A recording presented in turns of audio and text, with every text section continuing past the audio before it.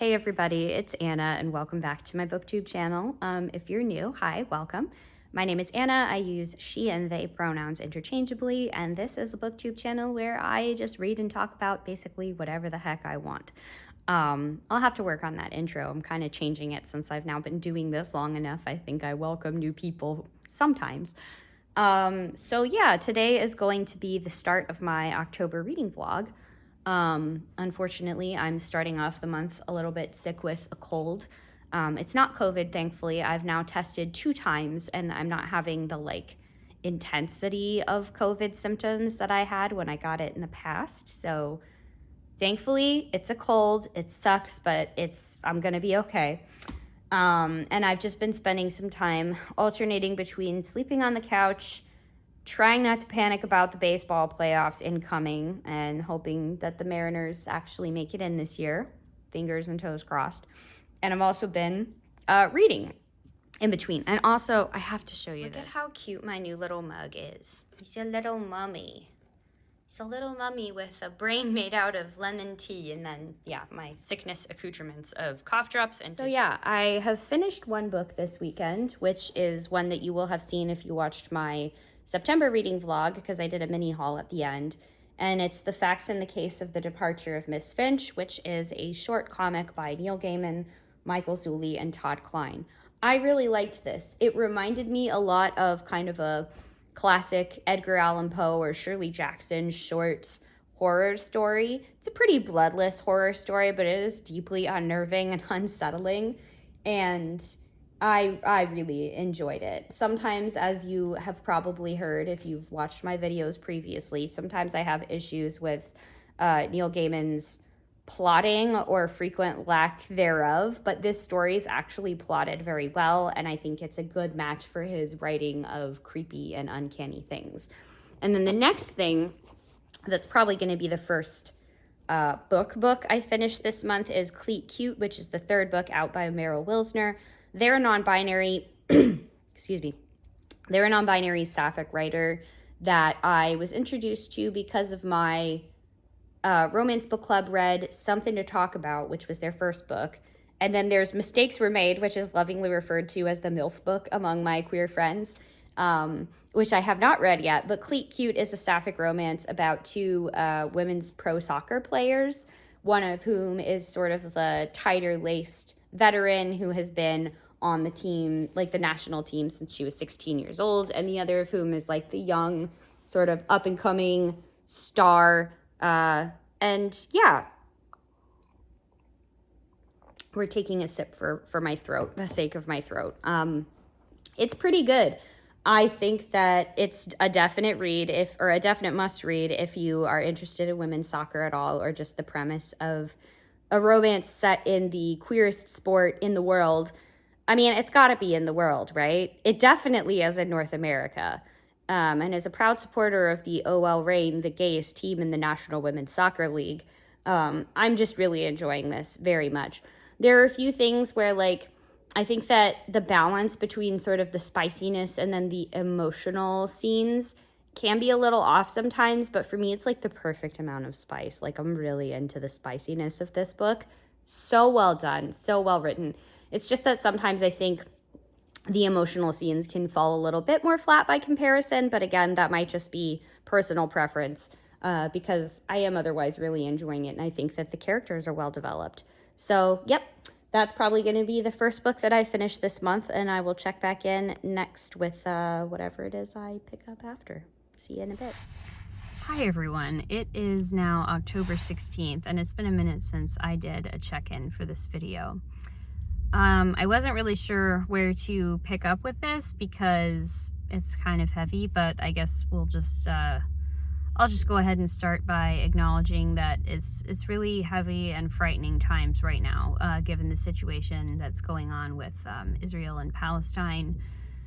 I'm not going to get into details because it's a, rapidly evolving and updating news story, but it's absolutely heartbreaking watching what is happening over there. And I just wanted to acknowledge that before continuing on with this vlog, because it's just been weighing very heavily on my mind, as a Jew and as a person that really just wants like justice and freedom for all oppressed peoples everywhere. And my heart is just going out to the Palestinians who are caught in this siege, and to the Jews who have lost family and friends, and whose family and friends are being held as hostages. So I hope that you are all, getting your news from informed, reliable sources and taking good care of yourself.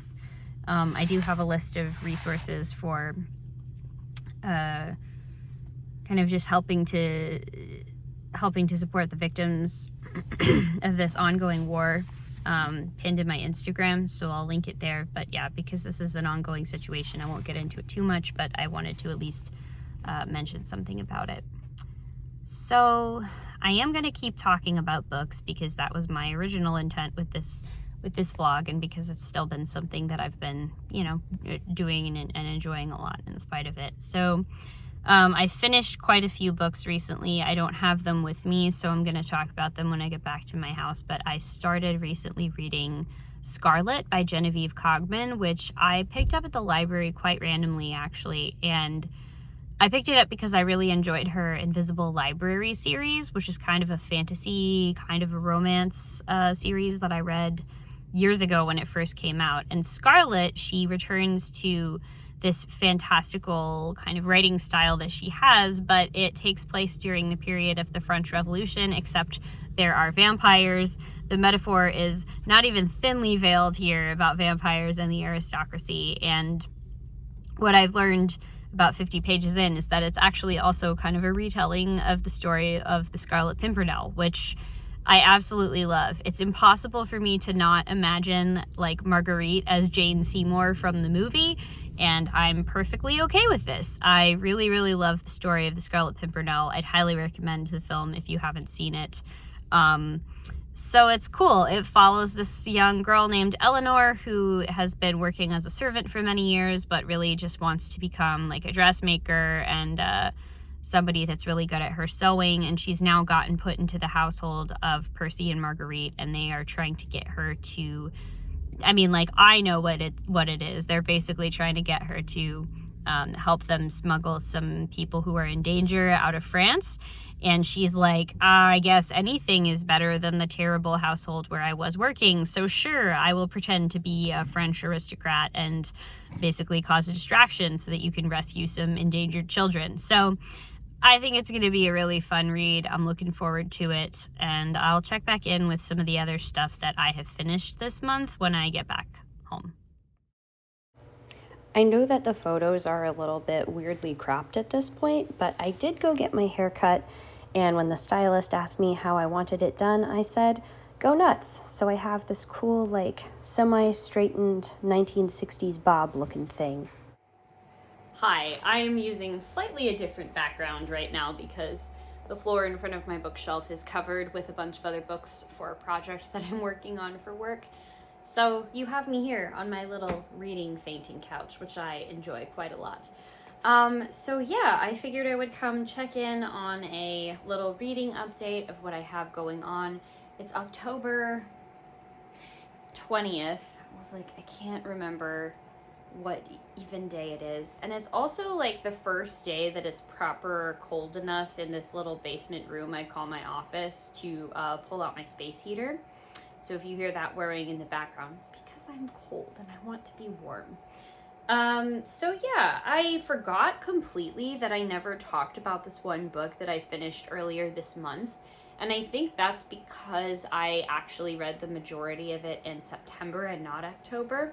But since it's going to be one of my best books of the year, I figured I would mention it now. And that's Deacon King Kong by James McBride. It is not a new release. It came out in 2020. And I had it on my radar because I really liked reading James McBride's book, The Good Lord Bird, when that came out. And Deacon King Kong, it's really kind of hard to explain what this book is about. Nominally, it's about a bunch of people who are living together involved in this housing project in New York City in, I think, like 1970, 1969, something like that. So in some ways, it's kind of this slice of life of who they are, their relationships to each other, and this sort of inciting event that kicks off the book, which is the titular character, Deacon King Kong being his nickname, shooting a fellow community member and trying to figure out like why that happens, what's going to happen next, what's the fallout of all of it. Yeah, that's the premise, but the book just goes to places that made me really emotional. This book made me laugh out loud multiple times. It also made me cry. I mean, the closest thing that I could think of to compare it to is not any other book, but really just like a jazz album, like a concept album. It was very musical in the way that it was written. It felt very kind of freeform and improvisational at points. It felt like the kind of book that you would really enjoy the texture you get from reading it out loud. You know, like, I don't think a lot of people do that. Maybe people that listen to audiobooks do, but you would just really get a lot out of reading this out loud. And I loved it so, so much. I have apple cider here. I'm going to drink this to warm myself. Also because it's pretty delicious. This is just the regular old apple cider from the grocery store brand, and I like it. So Deacon King Kong, I definitely recommend it if you are a fan of music, poetry, things like the history of New York. If you want to read something by one of the like great Black authors, great American authors. I mean, I'd really like recommend this to everybody because it's so good. It does deal with some themes like violence, suicide, alcoholism, just, you know, it deals with things that people deal with in everyday life. So just, you know, be aware of that going in, but I would say that like this is still a fantastic book for everyone to read. It's gonna stick with me till the day I die. It's just that good. I'll talk a little bit next about Scarlet, which is the book by Genevieve Cogman that I had mentioned previously in a clip. Again, this was kind of a historical fantasy speculative-ish retelling of the Scarlet Pimpernel following this young woman, Eleanor, who is an English servant who becomes a part of the League of the Scarlet Pimpernel, trying to smuggle aristocrats out of Paris during the French Revolution. This book is really smart, and it's doing a lot of smart things smartly. I absolutely loved the way that Genevieve Cogman uses the character of Eleanor to kind of deconstruct a lot of the assumptions that the Scarlet Pimpernel, the original, makes about the French Revolution, namely that the aristocrats were all just like completely helpless and innocent, that the peasants were all either stupid, unwashed louts or just like totally obedient and subservient at all times. It kind of pokes fun, I think, at some of the more ridiculous aspects of the original, the Scarlet Pimpernel, but very much in a way that is loving and like an homage rather than just putting down or belittling it. I believe that this is going to be a series, and I'm really excited to see where this goes because there was an element introduced later on in the book that was definitely more in line with this being a fantasy than even the existence of vampires in the world. So I'm really curious to see what Genevieve Cogman does with that revelation, and I'm being purposefully cagey about it because it does kind of become important to the plot. But this book was really good. I enjoyed it so much. I would definitely recommend it if you like historical fiction, if you like your fantasy with a healthy dose of social commentary and humor, and if you like vampire stories, I mean, you can't go wrong with this. It's wonderful. Speaking of vampire stories, you know what's not a vampire but still utterly terrifying is a ghost. A ghost of an evil lady that will not be put down, that is haunting your house and making people die of fright. I am referring, of course, to The Hacienda by Isabel Cañas. This was one of the gothic and spooky books that I read this month that I freaking loved. It was so, so good. So this is a book that follows a young woman named Beatriz, who is the survivor of a basically like a failed Mexican revolutionary. Her father was killed by different partisans during the Mexican Revolution. She basically feels like she has to marry this wealthy asshole, basically, Rodolfo, who owns a hacienda so that she can help save her mom and herself from poverty. But she marries this man for his money and prestige, little knowing that there are a lot of dark secrets hidden in the house, namely that ghost that I was telling you about. This book is utterly frightening in terms of its descriptions of the way that like trauma and scary things can continue to haunt a place long after those horrific events have taken place. All of the characters in this were just magnificently drawn. I really felt them come alive as people as I was reading this. I was really rooting for Beatrice and the young priest, Andres, to get together. I don't know, like the ending was a little bit ambiguous over whether that happened. So I'd say this is definitely more of a romantic suspense or a gothic novel than a straight up romance, but there is a romance element to it. I also really loved the way that this book engaged with the time period that it's written in. It wasn't just, okay, let's set this during the Mexican Revolution just because. There was actually a lot of discussion of the racial politics that went into the original colonization of Mexico by Spain, and then the ways that that kind of carried over even as Mexico began to declare independence from Spain. Now, I'll be the first to admit I'm not an expert on the Mexican Revolution. I did know a bit about it, specifically from listening to the Revolutions podcast and just doing some reading on my own. But I don't think that you need to have a ton of background knowledge of the historical events. It certainly adds another dimension to it when you're reading the book, but it's not really required for you to enjoy this book. This book was absolutely chilling. I adored it.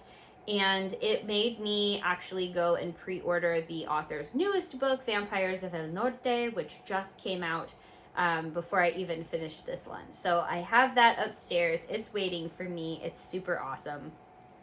The other one I don't have to hold up at the moment that I finished was Payback's a Witch by Lana Harper. From Bad to Cursed. Payback's a Witch is the first book in the series. The second one is called From Bad to Cursed. And it's the second book, like I said, in her Witches of Thistle Grove series. I really wanted to read something that had just like cute, cozy, kind of practical magic vibes, and this book was definitely that. It's about two people from like rival sides of the witch family that are tasked with working together to uncover the mystery of why somebody would be using magic to attack and sabotage other people from the witch family. They don't really get along with each other because they have some past history. It's not quite enemies to lovers, but it's definitely grumpy pants to sunshine cuties. I really, really enjoyed this book. It was fun, it was light, it was exactly what I was hoping for. So that's my quick reading update right here. I have not started a new horror book yet, but my next like spooky romance book is The Undertaking of Heart and Mercy, which I think I mentioned previously. I'm still not that far into it, so I will save my thoughts until I get done a little bit later. So I will talk to you soon then. In the meantime, I'm going to enjoy this apple cider and enjoy reading. So take it easy.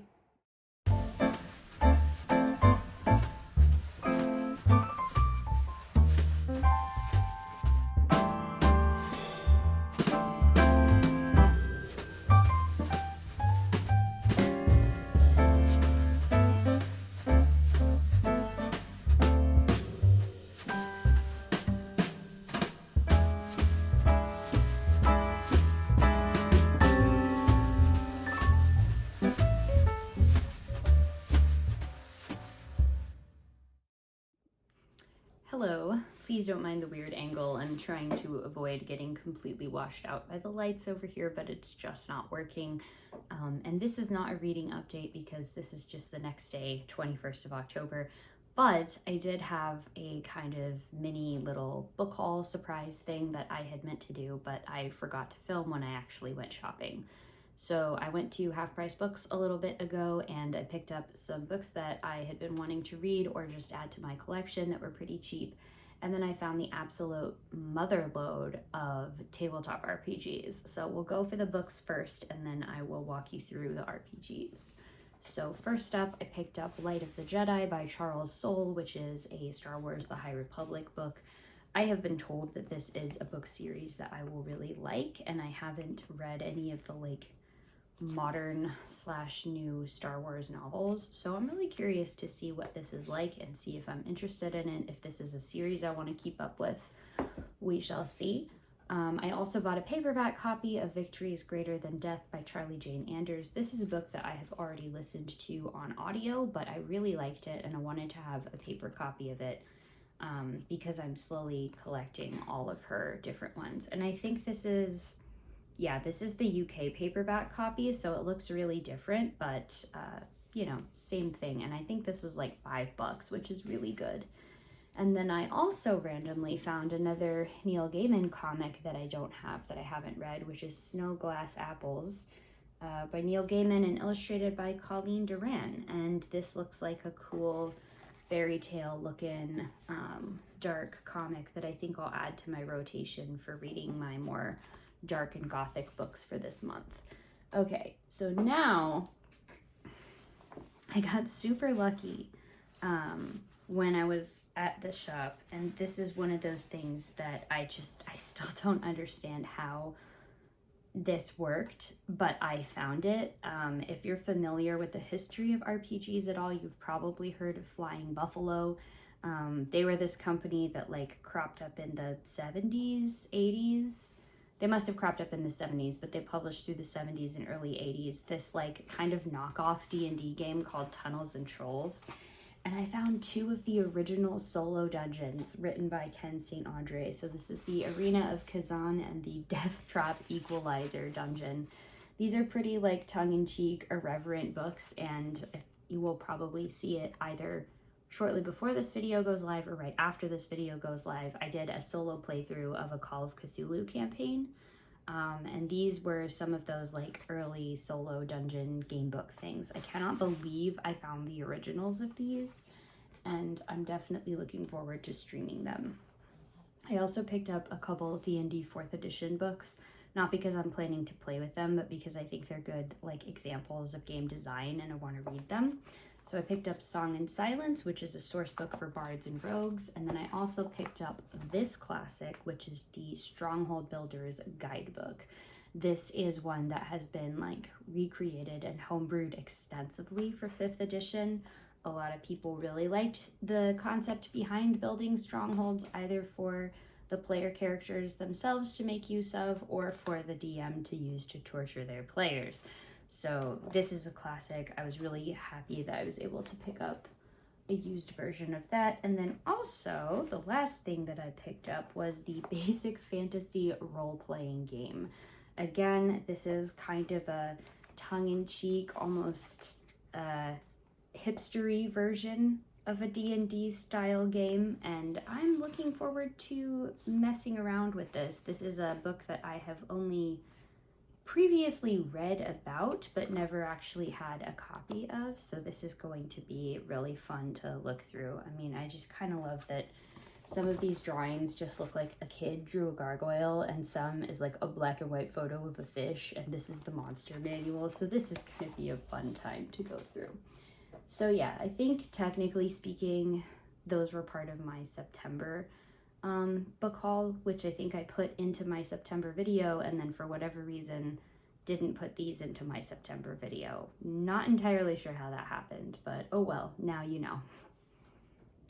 Good morning. It is the 27th of October, and I am here in my kitchen getting ready to do a little bit of cooking, or I guess baking. We're hosting a Halloween party tomorrow, and I'm going to be making some vegan 7-layer bars the night before, so come along with me and we'll enjoy some of that cooking together.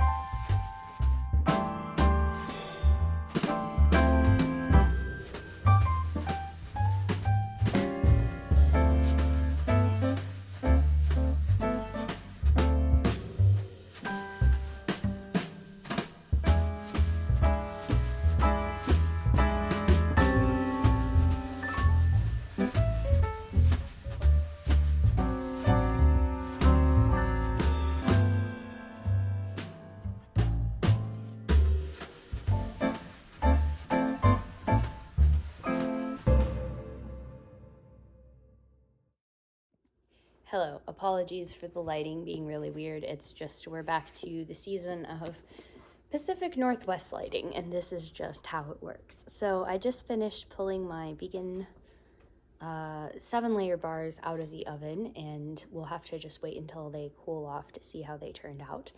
But I wanted to talk to you a little bit before I go downstairs to start work about a book that I finished this week, and that was The 7-Year Slip by Ashley Poston. This was the pick for my romance book club this month, so we'll be meeting on the first Wednesday of November, excuse me, to talk about it. This is a book that is a romance that has kind of a time slip thing. The woman who's the main character, Clementine, lives in this kind of magical apartment that sometimes transports you to what that apartment was 7 years in the past. And so 7 years in the past, she slips into this apartment and meets somebody that she falls in love with in the apartment. And then she meets him kind of later on in her present day, which is his future. And he's changed a lot. So has she, to be fair, you know, but he's really changed a lot because he's had 7 years of life experience and character growth. And it's kind of about how they navigate this romance. This book also has some pretty strong themes of grief, specifically because at the beginning of the book, we know that Clementine's aunt has died by suicide. And the book really focuses very much on her grieving process and her coming to terms with the fact that her aunt is gone and how does she pick up and like live her life after this, because the two of them were very close. I was looking around in the author's note in the back of the book, and that was how I found out that like most of this book was written and drafted shortly after the author lost her grandfather to suicide. So this kind of explains some of the thoughts that I had about the book overall. I was really not a huge fan of this book. I think that having this book marketed as a romance is really doing a disservice to the book in terms of marketing. And I get it because commercial romance is having a big moment right now, and probably the publisher was doing the best they could to try and think about how they could get as many sales for this author as they could, which, you know, fair enough, fine. I understand that that's how the industry works. But at the same time, as far as the stuff that you come to expect from the genre of romance, a lot of those key pieces are missing for me from this book, even though this book does have a romantic subplot. I would say that the subplot is the romance. The real plot of the story is Clementine's grieving process of grieving her lost aunt and coming to terms with the fact that, you know, she didn't really get to say goodbye to her aunt and what the aunt's suicide really meant for her and for her family and the way that she sees the world. And to me, it's very obvious that the author was writing this as a way to process her own grief surrounding the trauma of her grandfather's suicide, which, again, authors do this all the time in their books. But with so much focus on that, it was really hard for me to see this as a romance first and foremost. I think that if this had come out, you know, some years prior to right now, this maybe would have been marketed more as a women's fiction type book, which again, I don't necessarily love the way that some of these genres are defined. I'm just saying that, like, given what we know, this probably would have been marketed as women's fiction. But as it is, the romance is really not the central focus of the book. There is, I guess, technically speaking, the happily ever after that happens, but the real happy comes from the grieving process, honestly, that Clementine goes through and her coming to some sense of resolution or ability to integrate her memories of her aunt with the pain of loss, but also the joy of getting to live her life for herself, because she's very much stuck in a rut at the beginning of the book. She's stuck in this grief, she's stuck in a career rut, she's just had a bad breakup. So really it's more about Clementine's personal growth than it is about the romance. And I think another reason why I don't see this being a romance too much is that usually a romance focuses on the relationship and the two characters, or however many characters, but usually two, characters working together to grow as people through their relationship and solve their problems. And technically speaking, there is some character growth for our male love interest. He goes by Ewan. I have to look up the pronunciation. It's Welsh. I think it's Ewan. And then he goes by James in his like present day, I'm a big fancy chef. But there's not that much character growth for him really, and he's too perfect. There's no real room for him to grow as a character or grow into the relationship, especially because the emotional heart of the book is not there. The emotional heart of the book is on Clementine and her grief and her grieving process. So the character of James growth mostly happens in that 7-year period between when Clementine meets the past version of him and then when he is become a more, serious, kind of grumpy, career-driven, lost touch with his passion about why he wanted to become a chef in the first place kind of thing. But we don't see it. We don't see any of that happen on the page. And because so much of this is, I guess, more tied up in the gimmick of the 7-year slip itself, we don't really get to see a whole ton of their relationship growing, the two of them together, in a way that I thought felt super meaningful, simply because it happens in such a disjointed way and there's such a big time gap of 7 years in between when, say, Clementine kind of plants the seed of follow your passion, and then when she has to remind present day James, hey, I told you to follow your passion and think about what it is you really liked about cooking. And we just don't really get to see a lot of it on the page. So there really isn't much character development that actually happens on the page of the book. And so this was not the book for me. I understand why people love it. It gets really high Goodreads reviews, but this just doesn't do it for me. I would say that this is an interesting exploration, like I said, of grief and loss, but I wouldn't necessarily say, if you're looking for just a straightforward romance, that this is the book.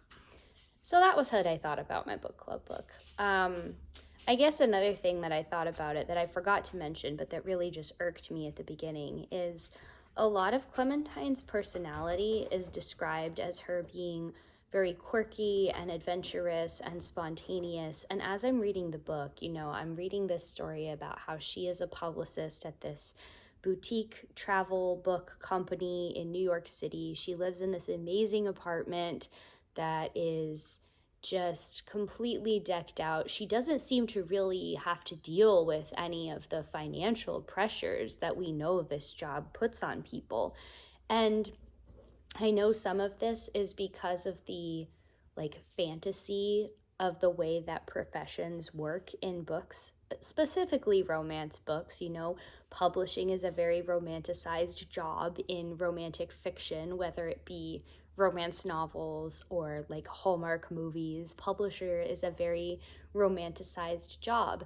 But all throughout this book, so much of her personality being tied up in her being quirky and spontaneous, I'm looking at this and going, you're not really quirky or spontaneous. You're just rich. Your wealth and your privilege is what is allowing you to just be able to jet off to Iceland for a month at a time.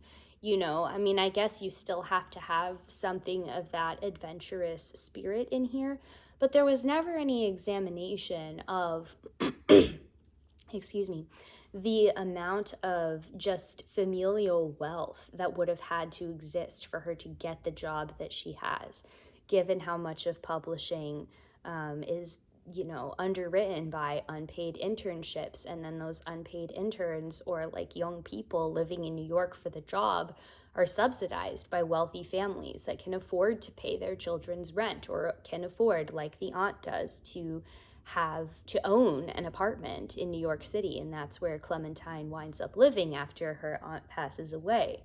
So just a lot of that rang rang false to me in a peculiar way, because I think that Clementine's situation was very true to life, but the explanation for why she was in that situation rang very false to me, when really she was able to be in that situation and have the job and the apartment and all that other stuff because of familial wealth.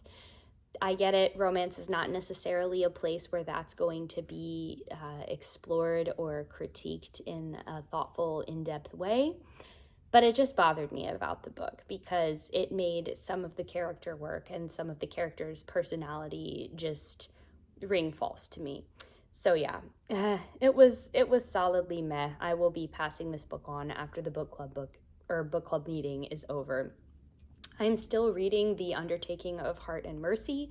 That's going a little bit more slowly. And I've realized, like, partway through the book, I'm just under halfway through, that this is just You've Got Mail in, like, the Weird West. And I love You've Got Mail. It's just that now that I know that, reading it and having, like, every single beat in the story be almost identical to the way that it is in the film so far is actually taking some of the enjoyment out of it for me, because I was really enjoying how original and novel so much of the setting was, and so much of the world building, and some of the critiques of things like class and ancestry that are going on within this, bizarre weird west world where there are like fallen gods imprisoned in a weird